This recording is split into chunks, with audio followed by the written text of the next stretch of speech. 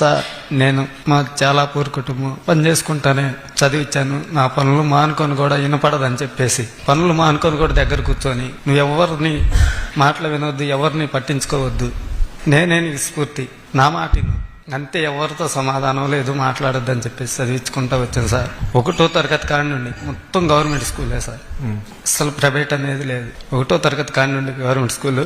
ప్రతిరోజు స్కూల్కి వెళ్ళి ఎలా చెబుతున్నారని టీచర్లను కూడా అడిగి ఒత్తిడి చేసి నాకు ఫోన్ చేసి చెప్పండి, లేదా ఒకవేళ వినపడదు మా అమ్మాయికి, అలాంటప్పుడు నాకు క్వశ్చన్ లేదన్నా మీరు వర్క్ ఇస్తే ఫోన్లో కొద్దిగా వాట్సాప్ చేసి చెప్పండి, మేము చెప్పించుకుంటాం ఇంటికాడని చెప్పేసి నాకు టీచర్లు కూడా బాగా సపోర్ట్ చేసి చెప్పారు సార్. టీచర్స్కి, ప్రిన్సిపల్ మేడం గారికి అందరికీ కృతజ్ఞతలు. మా అమ్మాయి స్టేజీకి వచ్చిందంటే వాళ్ళ సహకారం ఉండబట్టే. Thank you sir. నేను కోడెల శివరావు గారు కాడి నుండి బాగా పార్టీలో కానీ మా ఊరు తిరుగుతూ ఉంటాను. ఎస్ఎస్ఎల్ అధ్యక్షుడు. ఏ ఊరు అన్నమంది? నగరకల్లు మండలం రూపినగుంట్ల గ్రామం సార్.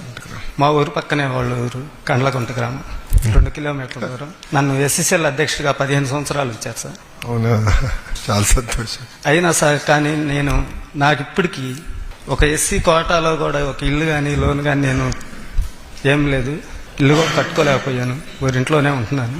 మా అమ్మాయికి నాకు కొంచెం సపోర్ట్గా ఉంటారని నేను ఆశిస్తున్నా సార్. తప్పనిసరిగా చేసే బాధ్యత నాది. Thank you sir. ఇది రాజకీయ వేదిక కాదు, కానీ కార్యకర్తలకి ప్రత్యేకంగా సంక్షేమ విభాగం ఉంది మన పార్టీలో. Okay sir. అది బాబు గారికి నాకు చాలా దగ్గరైన విషయం. అది ఎట్టు చేయాలో మీ వివరాలు నేను తీసుకుని నేను చేస్తాను.